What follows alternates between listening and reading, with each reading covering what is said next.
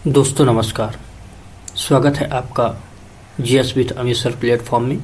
आज हम लोग बात करने जा रहे हैं सतपुड़ा मैकाल श्रेणी के बारे में और इसके बारे में समझेंगे कि इसका कहाँ अभी स्थिति है, कितने क्षेत्रफल में है, किन किन डिस्ट्रिक्ट में है, इसकी क्या अपने फीचर्स हैं। तो इन सारे डायमेंशन को इसको समझने की हम लोग कोशिश करेंगे। तो आज का टॉपिक है हमारा सतपुड़ा मैकाल रेंज या पर्वत श्रेणी। तो इसके बारे में समझने की कोशिश हम लोग करेंगे। तो यह पूर्णतः देखा जाए तो नर्मदा के जो नर्मदा सोन है उसके साउथ में पाई जाती है, यानी कि ऐसे हम जैसे कि मैप ड्रॉ करें तो कुछ ऐसा अपने मध्य प्रदेश का मैप है ना, ये ऐसा कुछ मैप है। तो यहाँ से ये जो क्षेत्र है ये नर्मदा सोन का क्षेत्र है और इसके पैरेलल जो ये पूरा क्षेत्र विस्तारित है, ये जो पूरा क्षेत्र है, यह पूरा क्षेत्र किसका कहलाता है? सतपुड़ा मैकाल का। ये पूरा क्षेत्र है इसका सतपुड़ा मैकाल का, जो कि 11% क्षेत्र पर है। कितना है परसेंटेज? इसका लगभग 11% क्षेत्र को कवर्ड करता है। तो अब आप यहाँ के जिले भी समझ सकते हैं कि कौन कौन से जिले इसके अंतर्गत होंगे। तो इसका अगर हम क्षेत्रीय विस्तार कहें कि ये मध्य प्रदेश का क्या है, दक्षिणतम पॉइंट, दक्षिणी सीमा का हिस्सा है ये। तो इसकी पहली स्थिति कैसी है कि एक बात तो यह पूरी तरह से दक्षिणी विस्तार है, जो कि पूर्व से लेके पश्चिम तक विस्तारित है ये, यानी कि दक्षिणी हिस्से में है मध्य प्रदेश के। अब यह नर्मदा सोन घाटी जो है तो इसके साउथ में ये नर्मदा सोन है। तो आप लिख लें कि नर्मदा सोन जो वैली है, नर्मदा सोन वैली के किधर है? ये साउथ में है। पहली बात ये आपको पता चले। दूसरा कि जो हमारा बघेलखंड पठार है, ये अभी बघेलखंड पठार है। इस बघेलखंड पठार के देखें तो यह दक्षिण में भी है और पश्चिम में भी है। तो बघेलखंड के किधर है? ये जो बघेलखंड है, बघेलखंड प्लेट्यू, इस बघेलखंड प्लेट्यू के देखें तो एक तो साउथ और वेस्ट में है, साउथ वेस्ट में है, दक्षिण पश्चिम वाले क्षेत्र में है। और ये पूर्णतः महाराष्ट्र के साथ सीमा अपनी साझा करता है, क्योंकि ये जो पूरा क्षेत्र है, यह पूरा क्षेत्र किसका है? ये पूरा क्षेत्र महाराष्ट्र का क्षेत्र, यहाँ पूरा महाराष्ट्र लगता है ना। ये जो पूरा क्षेत्र है ये यहाँ तक, ये किसका क्षेत्र, सॉरी यहाँ तक का क्षेत्र किसका है? ये जो क्षेत्र है ना, इतना जो क्षेत्र है ये किसका है? महाराष्ट्र का है। तो मतलब ये महाराष्ट्र की किधर है भाई? महाराष्ट्र के साथ सीमा साझा करता है। तो एमएच के साथ ये अपनी क्या करता है? बाउंड्री लाइन बनाता है ना, बाउंड्री लाइन बनाता है। तो महाराष्ट्र के किधर कहलाएगा? ये नॉर्थ में कहलाएगा। तो ये आपने समझा कि आखिरकार मध्य प्रदेश में ये इसका क्षेत्र कितने क्षेत्र में विस्तारित है, इतनी आपको बेसिक नॉलेज हुई। अब इसकी अगर हम बात करें कि रॉक्स, यहाँ किस प्रकार की रॉक्स पाई जाएंगी, तो इस क्षेत्र का जो रॉक का मकसद हम रॉक्स, तो जो रॉक्स पाई जा रही हैं तो पहली तो गोंडवाना क्रम की है, क्योंकि यहाँ भी गोंडवाना थी। तो एक तो गोंडवाना क्रम की रॉक्स यहाँ आपको देखने को मिलेगी। दूसरा साउथ का है, ये महाराष्ट्र क्षेत्र है, तो ये एक दक्कन से, दरारी लावे से बना हुआ यहाँ एक दक्कन पठार है, तो उसी का कुछ विस्तार यहाँ है। तो दक्कन रॉक्स भी पाई जाती हैं। तो किस प्रकार की रॉक्स यहाँ आपको देखने को मिलेंगी? दक्कन ट्रैप वाली रॉक्स भी आपको देखने को मिलती हैं। तो दक्कन ट्रैप, तो इस प्रकार से आपको पता चला कि इन चीज़ों में इसका विस्तार है। ठीक, ऐसे ही नर्मदा ताप्ती, ये सारी चीज़ें अगर प्रश्न आपसे पूछेंगे तो ये आपको मेरे उम्मीद से अब ये बन जाएंगी। तो आपने इतनी बात को तो समझा। अब यहाँ एक इम्पॉर्टेंट फैक्ट आपको ये याद रखना है कि इनमें अलग अलग चोटियाँ, जैसे कि यहाँ धूपगढ़ है, कौन सी है? धूपगढ़। धूपगढ़ है जो कि 1350 है, ये मध्य प्रदेश की सबसे ऊंची है। मैकाल में अमरकंटक पाई जाती है, अमरकंटक। तो इस तरह आपको इनको याद रखने हैं कि ये जो है, तो ये प्रश्न कई बार पूछा गया है और इसे अभी जब हम लोग क्लासिफाइड करेंगे तो आपको पता चलेगा। कैलाश वाले में जो महादेव है, महादेव हिल्स पचमढ़ी के पास, तो वो आपको अभी पता चलेगा। तो इतनी बातें हमने समझी। अब ये जो चीज़ है, पूरी श्रेणी, ये इतनी लंबी श्रेणी है, तो इस पूरी लंबी श्रेणी को अलग अलग भागों में डिवाइड किया गया। ठीक है, तो अब चलो इसके हम डिवाइड की तरफ देखते हैं। तो इस पूरी श्रेणी को 3 भागों में डिवाइड किया गया। कितने भागों में? 3 भागों में। लिख लें आप, 3 भागों में विभाजित किया जाता है, विभाजित किया गया है या किया जाता है, जो भी आपको सही लगे वो लिख सकते हैं। तो 3 भागों में विभाजित किया गया। तो उन्हीं 3 भागों को हम समझें कि आखिर वो 3 भाग कौन कौन से हैं। तो इसका जो ये वाला क्षेत्र है, यहाँ है राजपीपला। कौन है? राजपीपला। ठीक। सेकेंड, यहाँ मध्य वाले में महादेव आपको मिलेगी, जिसकी अभी हम लोगों ने जिक्र भी की है कि 1350 इसकी हाईएस्ट पीक है। और नेक्स्ट इधर आपको मिलेगी मैकाल। कौन सी? मैकाल। अब इतने क्षेत्रों में आपको ये चीज़ें तो देखने को मिली। तो अब इनका अगर आप डिवाइड करें कि ये आखिर किनके से कितने के कितने मध्य में हैं, तो ये जो पूरी रॉक्स हैं, तो यहाँ पे देखें कि गुजरात से, कहाँ से? गुजरात वाले क्षेत्र से ये चलते हुए आगे की तरफ बढ़ते हुए यहाँ एक पास मिलता है, यहाँ बुरहानपुर पास। कौन सा पास? बुरहानपुर। लिख लें आप, बुरहानपुर पास मिलता है। इस पास तक यह राजपीपला का विस्तार है। तो कहाँ से? गुजरात से बुरहानपुर तक। आपको गुजरात से बुरहानपुर तक इसका विस्तार मिलेगा। ठीक। नेक्स्ट आगे की तरफ अब यहीं बुरहानपुर से बढ़ेंगे। इस बुरहानपुर जो दर्रा है, इस बुरहानपुर दर्रा से जब आगे की तरफ आप बढ़ेंगे तो सिवनी पठार।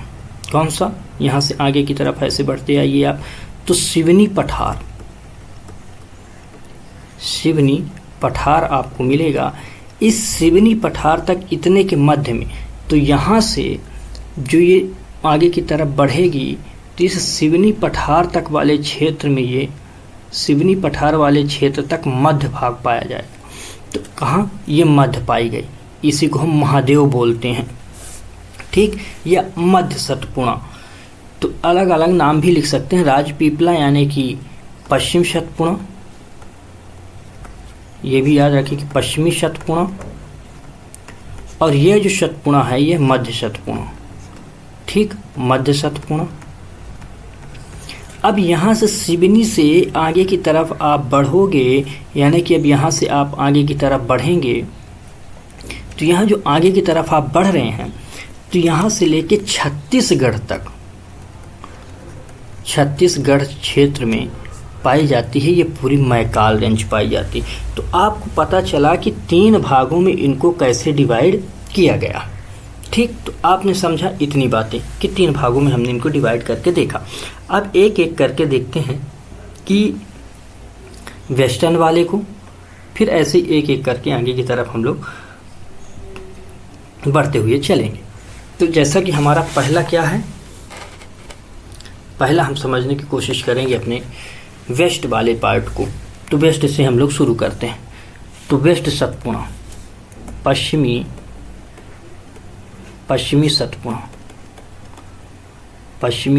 सतपुड़ा से बढ़ते हैं हम लोग। तो पश्चिमी जो सतपुड़ा है, जिसे हमने राजपीपला भी लिखा है, इसका विस्तार गुजरात, मध्य प्रदेश और महाराष्ट्र में। तो इसका अगर आप एक्सपेंशन देखें, इसका विस्तार कहाँ कहाँ है? तो पहला गुजरात, महाराष्ट्र में भी है और एमपी में अपने है ये। तो 3 राज्यों में इसका आपको विस्तार भी देखने को मिलेगा। मतलब इस पे कुछ अलग अलग रॉक्स हैं जिनको क्रम पूछते हैं ये। तो आप लिखेंगे कि अखरानी पहाड़ी, आप लिखें अखरानी पहाड़ी, अखरानी पहाड़ी, है ना। नेक्स्ट लिखेंगे आप अशीरगढ़, आप लोगों ने सुना भी होगा, अशीरगढ़ पहाड़ी। नेक्स्ट लिखेंगे बड़वानी की पहाड़ियाँ, बड़वानी की पहाड़ियाँ। आगे नेक्स्ट और बढ़ेंगे बीजागढ़, बीजागढ़ की पहाड़ियाँ और राजपीपला, राजपीपला। तो इस तरह आपको ये पहाड़ियाँ देखने को मिलेगी। मतलब ये कि इतनी पहाड़ियाँ हैं। अब इस क्षेत्र में एक चीज़ और याद रखें कि यहाँ एक प्लेन पाया जाता है। प्लेन है मैदान, वह मैदान का नाम है निमाड़। क्या है? निमाड़ का मैदान, निमाड़ का मैदान। यह जो निमाड़ का मैदान है तो किनके किनके मध्य में स्थित है? तो एक तो अशीरगढ़ की जो पहाड़ियाँ हैं और नर्मदा नदी की घाटियाँ। तो इसका मतलब अशीरगढ़ की पहाड़ियाँ और इधर नर्मदा नदी की घाटी, इनके जो मध्य का यह क्षेत्र है, इसी मध्य के क्षेत्र को बोलते हैं निमाड़ का मैदान। तो इतनी बातें आपको पता चली। विशेषकर अगर आप जिले की बात करें तो खंडवा, खरगोन, बड़वानी वाले जो जिले हैं, ये जिले इसके अंतर्गत आते हैं। अब आगे हम लोग बढ़ते हैं मध्य की तरफ कि जो मध्य सतपुड़ा है। किस सतपुड़ा की तरफ हम लोग बढ़ रहे हैं? मध्य सतपुड़ा। ठीक, मध्य सतपुड़ा, जिसे कि महादेव भी कहा। इसके अंतर्गत कुछ चोटियां पहाड़ियां आती हैं, जैसे कि महादेव पहाड़ी, जिसमें हम लोगों ने बताया भी कि कौन सी बड़ी चोटी है। तो महादेव पहाड़ी, कौन सी पहाड़ी? महादेव पहाड़ी। इसी के अंतर्गत ग्वालीगढ़ आती है, ग्वालीगढ़ की पहाड़ी आती हैं। इसी के अंतर्गत कालीभीत की पहाड़ियां भी आती हैं। कौन सी? कालीभीत, कालीभीत की भी पहाड़ियां आपको देखने को मिलेंगी। तो इतनी बातें आपको पता चली कि अच्छा ये चीज़ें हैं, कालीभीत की पहाड़ियाँ भी। तो अब इसके अंतर्गत कुछ चोटियाँ हैं, जो चोटियों को लिखना है आपको बेशक इम्पॉर्टेंट है। धूपगढ़, चौरागढ़, नंदीगढ़। तो आप लिखें कि धूपगढ़, चौरागढ़, नंदीगढ़, पचमढ़ी। इस तरह की आपको आदि जो है तो चोटियाँ मिलेंगी। इसी पचमढ़ी के अंतर्गत ही याद रखें कि ये जो पचमढ़ी है, यह पचमढ़ी, इस पचमढ़ी के अंतर्गत स्पेसिफिक अगर पूछे तो आपकी धूपगढ़ आती है, जिसकी 1350 हाइट है। इस पचमढ़ी को मध्य प्रदेश का पहला बायोस्फीयर घोषित किया गया था। ये क्या है? एमपी का फर्स्ट बायोस्फीयर घोषित किया गया था। मतलब कि यह मैप जो है प्रोग्राम के अंतर्गत रखा गया था। किसके अंतर्गत? 2009 में इसे मैप प्रोग्राम जो होता है, मैप प्रोग्राम, इस प्रोग्राम के अंतर्गत इसे रखा गया था। कब? 2009 में। तो ये बातें आप याद रखेंगे। इनके बारे में फिर जब हम लोग पढ़ते हैं तो इन सीटू, एक्स सीटू के बारे में पढ़ते हैं कि कौन कैसे आते हैं। तो अब इतनी बातें आपको पता चली कि आखिर ये कैसे क्षेत्र कहाँ कहाँ विस्तारित है ना। तो ये ज़्यादा इम्पोर्टेंट था, जिसे आपको समझना होता है। तो हमने इतनी बातें करी। अब एक बात याद रखना कि जो पचमढ़ी है ये 11वां है पूरे भारत का। अगर पूछे कि जो पचमढ़ी है यह भारत का किस रैंक के अंतर्गत यूनेस्को साइड में रखा गया है, तो ये 11वें नंबर का है। ये बात भी आपको याद रखना कि मध्य भारत में 11वां है, मध्य प्रदेश में पहला है। और यह कार्यक्रम, इसका गठन जो है तो मैं आपको 1999 में हुआ था। इतना आपको इन डेप्थ नहीं समझना। खैर, इतनी बातें आपने इसके बारे में समझी। अब 3 जो हैं तो ये तीनों को जो रखा गया था इसके अंतर्गत, तो अलग अलग समय में अलग अलग चीज़ें रखी गई थी। फिर मध्य प्रदेश में 3 जो हैं तो यूनेस्को साइड में है। अब वो 3 कौन से हैं, अगर उनको आप समझें कि हमने जैसे कहा कि पचमढ़ी, तो अपनी जो पचमढ़ी है, ये पचमढ़ी यह तो 1999 में आ गई। ठीक, ऐसे ही नेक्स्ट बनी अचान कमार। आप बताएंगे कि ये किस जिले के अंतर्गत आती है। इसे 2005 में रखा गया। और नेक्स्ट आई फिर पन्ना, इसे बनाया गया 2011 में। तो ये 3 हैं मध्य प्रदेश में। ठीक, तो ये बातें आपको विशेष तौर से याद रखने वाली बात है और इसे आप लोग याद रखें। अब नेक्स्ट हम लोग बढ़ते हैं अपने मैकाल वाले श्रेणी पर। तो किस में बढ़ते हैं? मैकाल। ठीक, इस मैकाल श्रेणी पर बढ़ते हैं कि मैकाल में क्या कहा गया। तो एक तो पहली बात कि आपने ये जानते हैं कि यह पूर्वी हिस्सा है। ठीक, कैसा है ये? पूर्वी हिस्सा है। उधर जो है तो राजपीपला वाला हमने देखा वो पश्चिमी हिस्सा है। यह जो पूर्वी हिस्सा है इसी में अमरकंटक स्थित है। हमने पहले भी बताया कि इसमें क्या है, सबसे हाईएस्ट पीक क्या है? अमरकंटक। तो जो अमरकंटक है तो इसकी बड़ी विशेषता क्या है कि यहाँ से 3 नदियाँ निकलती हैं। पहली नर्मदा, सेकेंड सोन और जोहिला। आपको एक चीज़ यहाँ याद रखना है कि ये सारे जो है तो आर्य पैटर्न में आते हैं। किसमें? आर्य पैटर्न में इनका प्रतिरूप होता है। प्रतिरूप। अब जब हम लोग रिवर पढ़ते हैं तो रिवर में नदियों के पैटर्न पढ़ते हैं, तो उस पैटर्न में समझने की कोशिश करते हैं कि आखिर कौन सी पैटर्न की हैं। जैसे वृक्ष प्रतिरूप कौन सी है, जालीनुमा प्रतिरूप में कौन है। तो इस तरह अलग अलग हम लोग फिर पैटर्न पढ़ते हैं रिवर्स का। तो उसी तरह ये आर्य पैटर्न के अंतर्गत आती हैं। तो ये बातें आपको पता होनी चाहिए, है ना। और इसमें ज़िले की बात करें तो ज़िले कौन से आएंगे? वही अनूपपुर, छिंदवाड़ा, डिंडोरी वाले जैसे ज़िले हैं इसके अंतर्गत।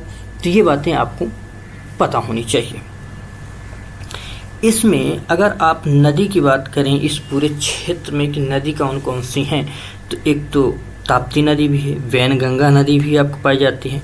और नर्मदा की सबसे बड़ी सहायक नदी कौन सी है अगर आपसे पूछे तो वह है तवा नदी। इस बात को आप याद रखेंगे। तो नदियों को आप लिख लेंगे कि नर्मदा तो है ही है, एक तवा है, वैनगंगा है और ताप्ती नदियाँ। यहाँ अब बात करें अगर हम लोग कि इस क्षेत्र में वर्षा, किसकी बात करें अगर हम? वर्षा की आखिरकार वर्षा कितनी होती है? तो लगभग 125 सेंटीमीटर के आसपास होती है। 125 से आप 150 भी लिख सकते हैं। यहाँ मतलब कहा जाए कि सबसे ज़्यादा अगर क्षेत्र में वर्षा होती है तो वह है बालाघाट वाला क्षेत्र। ठीक, अब मृदा यहाँ की सॉइल कैसी पाई जाएगी? तो सॉइल वही छिछली काली पाई जाती है। कैसी? छिछली काली मृदा पाई जाती है।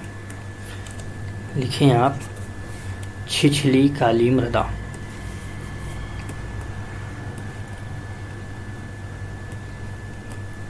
छिछली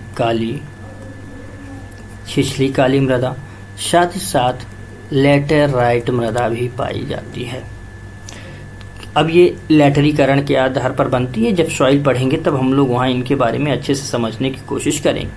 अगर यहाँ वनस्पति की बात करें हम लोग कि वनस्पति कैसी पाई जा रही होंगी भैया, तो यहाँ की जो वनस्पतियाँ हैं वो वनस्पतियाँ एक तो कटिबंधीय, उष्णकटिबंधीय भी हैं और आर्द्र पर्णपाती भी हैं। तो एक तो कटिबंधीय के साथ साथ जो हैं तो साथ ही साथ आर्द्र भी हैं, आर्द्र पर्णपाती भी हैं, आर्द्र पर्णपाती भी पाई जाती हैं। वृक्ष में कौन कौन से हैं? तो आप लिख सकते हो साल वृक्ष है। कौन सा वृक्ष है? साल वृक्ष। ऐसे ही सागौन है, नीम है, महुआ। साल को आप लिख लें कि सोरिया रोबोसिया बोला जाता है। इसका साइंटिफिक नाम है सोरिया, यह पूछ सकता है, सोरिया रोबोसिया। ठीक, ये इसका साइंटिफिक नेम है। ऐसे ही जैसे नीम भी पाई जाती है, महुआ भी पाया जाता है। ठीक, तो इस प्रकार की आपको पाई जाएंगी। अब इस क्षेत्र में जो ऐसी सॉइल है और इस प्रकार की रैन है, तो यहाँ की एग्रीकल्चर की बात करें हम कि यहाँ आखिरकार एग्रीकल्चर कैसा पाया जा रहा होगा। तो एग्रीकल्चर में कौन कौन सी खेती की जाएगी? तो एक तो पानी अच्छा है, तो भाई सीधी सी बात है कि चावल तो खेती की ही जाएगी। यहाँ चावल की जा रही है जिस क्षेत्र, तो उस क्षेत्र में गेहूँ भी की जाएगी। ये बात भी कंप्लीट है। अब ये पहाड़ी क्षेत्र है जब, तो यहाँ मसाले भी हो रहे होंगे, तो मसालों की खेती भी होती है। तो याद रखिए इन्हीं क्षेत्रों में मसाले भी हैं। और इम्पॉर्टेंट बात, चाय भी की जाती है इस क्षेत्र में। और इस चावल को आप लिख लें कि इसे जीआई टैग प्राप्त है। क्या प्राप्त है? GI tag. और ये कहाँ का है? बालाघाट। कहाँ है? बालाघाट का है। और ये चावल बालाघाट का जो पाया जाता है, इसे बोला जाता है चिन्नौर। क्या? चिन्नौर चावल बोला जाता है, उसके अंतर्गत ही जीआई टैग में है। अब यह जो क्षेत्र है खनिज के दृष्टि से भी संपन्न है, जैसे कि मैग्नीज आप लोग सुनते होंगे, तावा आप लोगों ने सुना होगा। तो इस तरह से इसमें मिनरल्स भी पाए जाते हैं। क्या है? मिनरल्स। तो अगर आप मिनरल्स के बारे में बात करें तो मैग्नीज, तांबा, यह बहुत ही ज़्यादा इम्पॉर्टेंट है। इसमें से हमेशा पूछ लेता है कि यह किस खान के अंतर्गत आता है। तो आप इसे लिख लें कि बालाघाट में है, उस खान का नाम है मलंज खंड। क्या नाम है? मलंज खंड। मलंज खंड नाम है। और यह ओपन खान है, यह भारवेली है, भारवेली खान। ठीक, तो ये खान के नाम है, याद रखना। लिख देता हूँ, भारवेली खान और मलंज खंड खान। तो इस तरह साथ ही साथ कोयला भी पाया जाता है, क्योंकि गोंडवाना भी हम लोगों ने बात की है, बॉक्साइट भी यहाँ पाई जाती है। तो आप लिख लें कि यहाँ कोल भी है और बॉक्साइट भी है। तो इस तरह के मिनरल्स भी यहाँ पाए जाते हैं। अब उद्योग की बात कर लें आप, तो उद्योग में हथकरघा उद्योग होता है, वनस्पतियाँ हैं तो कागज उद्योग भी है, एग्रो कॉम्प्लेक्स उद्योग भी है। तो आपको इंडस्ट्री में सबसे इम्पॉर्टेंट है, इंडस्ट्रीज में आपको लिखना है एग्रो कॉम्प्लेक्स। क्या? Agro complex.